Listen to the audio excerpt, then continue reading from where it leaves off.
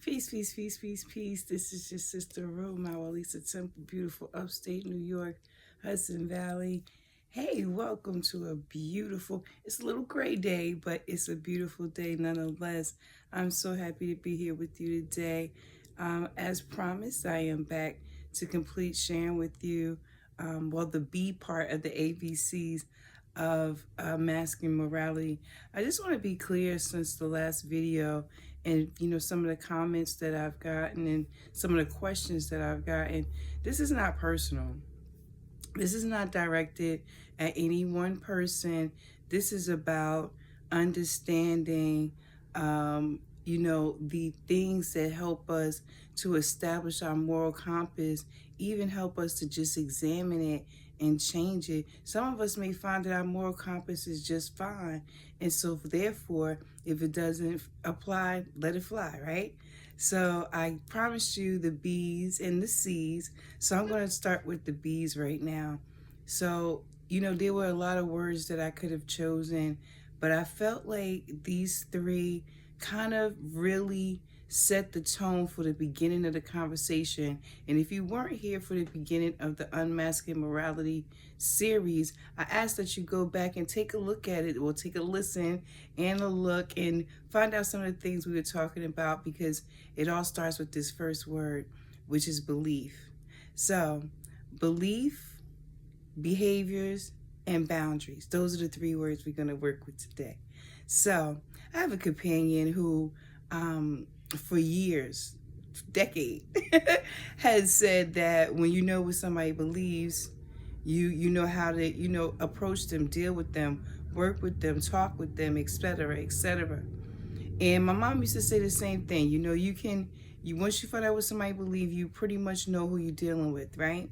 So if you have a set of beliefs that allow a set of behaviors, it'll allow your boundary line to be someplace different.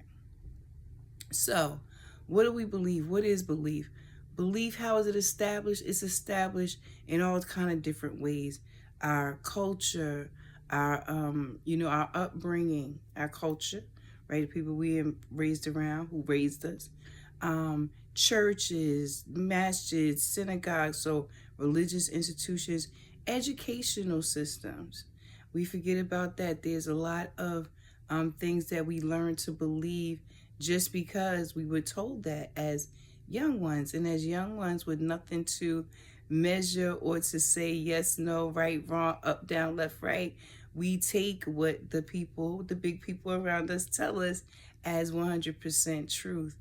As we grow and as we walk this path, this journey for ourselves, we'll find that some of those beliefs were not necessarily, some of those things that we believe were not necessarily true, i.e. something as simple as Santa Claus, something as simple as the tooth fairy, something as simple as, I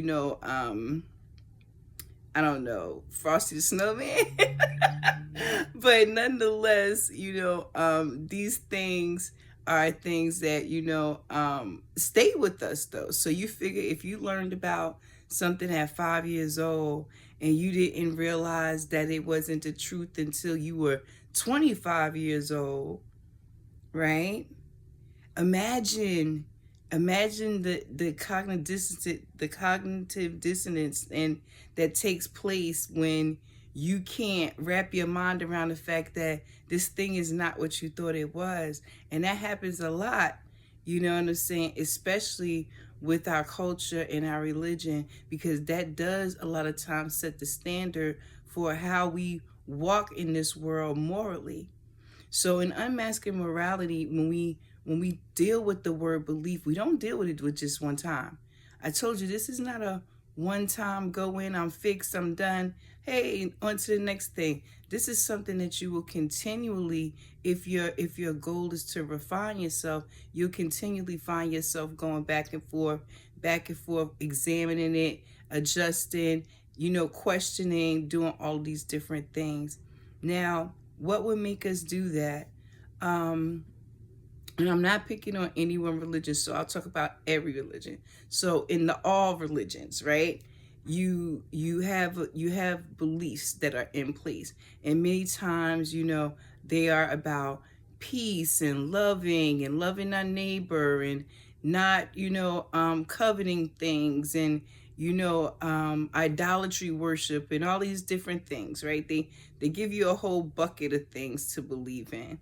And as we begin to believe in these things, it causes us to behave in certain ways. So if you believe that throwing salt over your shoulder, is something you have to do, there won't be a time that you won't, until you say, why am I doing this behavior? Why am I doing this? And you go back and you examine your belief, and you be like, well, is this rooted in truth, or is it just rooted in truth for me?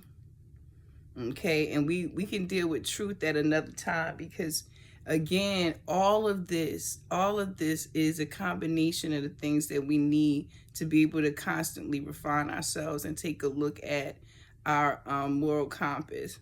So boundaries, I'm going to just jump right in there with that, because again, these things go together, and they're not for me to sit here and tell you how to examine them. They're for you to go ahead and examine them.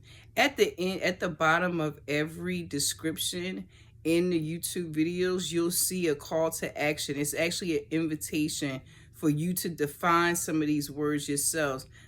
Principles, morals, virtues, values, all of these things, because they do determine the way we walk in this life, okay? So boundaries. So let's just say you have a all religion who says that you can't do XYZ thing, right? Whatever it is. And so that causes you to behave a certain way.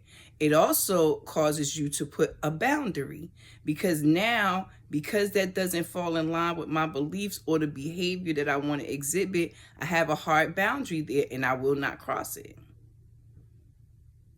And this is how these things begin to go together. And what we see a lot of today is people's beliefs and their behaviors not adding up. Their beliefs and their boundaries not adding up. Their behavior and their boundaries not standing up and really being what they say they are. If we're supposed to be so loving and caring and forgiving and all these things, why is it so hard for us to do that? What is it still inside that would allow us to just skip that particular behavior or skip that particular boundary? Is it something to do with the moral compass? Is it something to do with the belief?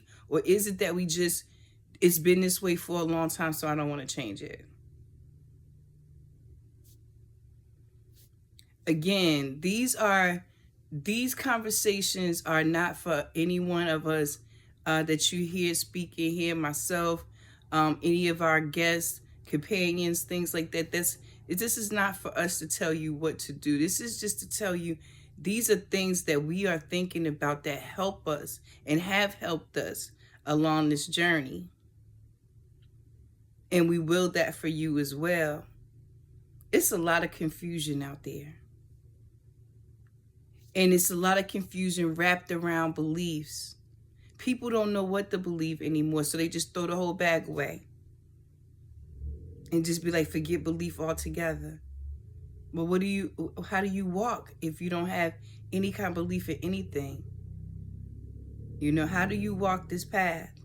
How do you walk this journey? How do you set your boundaries? How do you say, I will not go that far? I'm not going to do this thing because it's not in line with who I want to be. That's what our moral compass is about. It's not about anybody else telling us what's right or wrong in our eyes. It's what we feel and resonates with us as right or wrong. And we can go into right, wrong as well. Again, this is a complex conversation.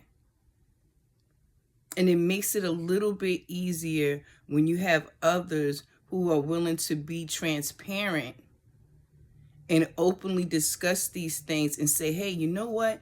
That has baffled me too. These are my thoughts on it. What about yours? And in discourse back and forward, conversation back and forward, many times helps us to talk out and tap into that answer that's right inside of us. Why do you believe what you believe? Start there.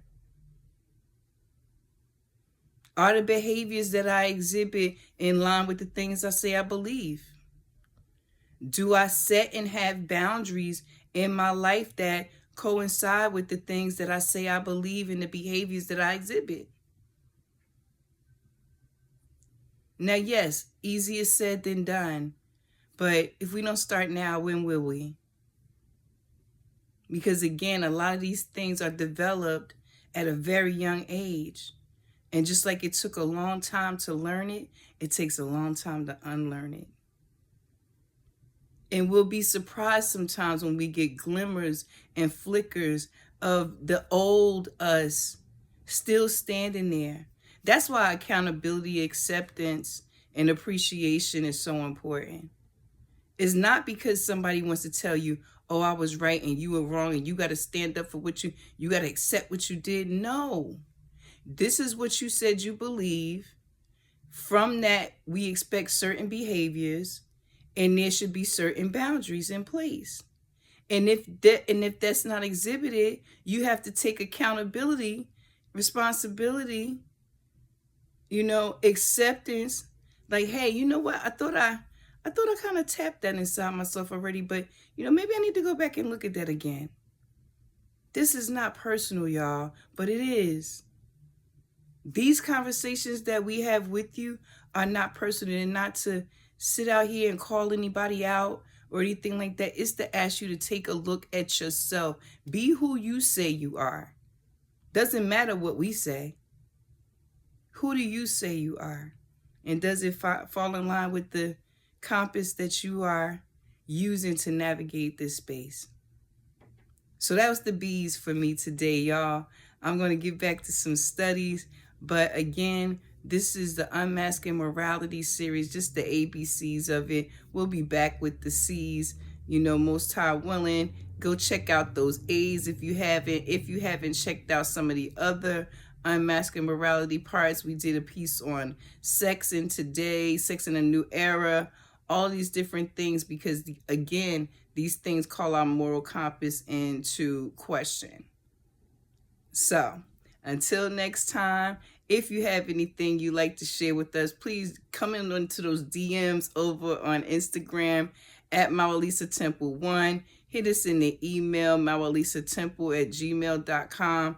And as you know, we are always here to share, to listen, and to address your concerns with not only the world, but with self. Sometimes you just need somebody to bounce some things off of, and here we are. Remember that MaWu Lisa Temple was formed for the upliftment of fallen humanity, and part of that is being there to assist our sisters and brothers when they are on this journey, walking this walk and talking this talk. I am your sister Roo, MaWu Lisa Temple. I look forward to speaking to you next time. Peace.